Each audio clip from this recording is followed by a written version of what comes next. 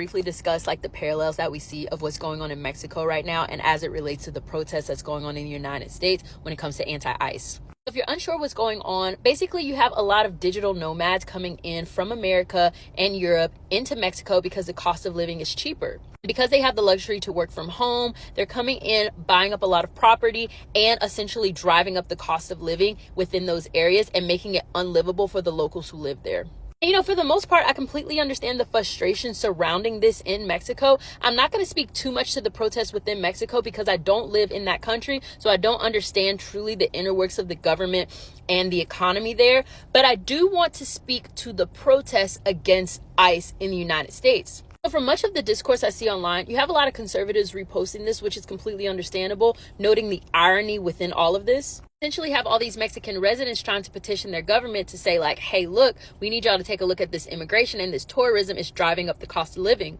On the left, you have a lot of progressives saying, no, it is not the same. You have a lot of white people coming in with wealth that's driving up the cost. And this is not the same that's happening in the United States.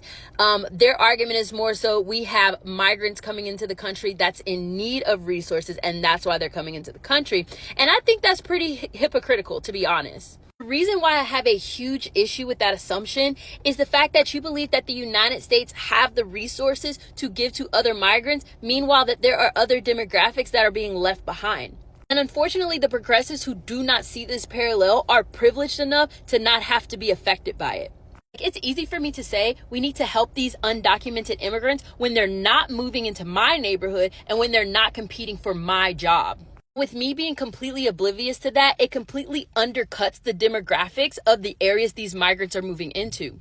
You disregard the people of the areas where these undocumented immigrants are flooding, competing for housing. Disregard the people of the jobs that they are now competing against while the undocumented immigrants are undercutting their pay. And then you disregard the people who are fighting for the same resources that are now being given to undocumented immigrants. That's why I have a huge issue with those who support the protest that's going on in Mexico, but not have understanding of why people are fighting against the influx of undocumented immigrants.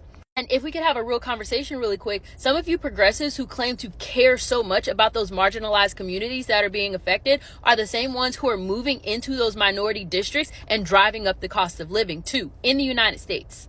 All I'm asking is for consistency.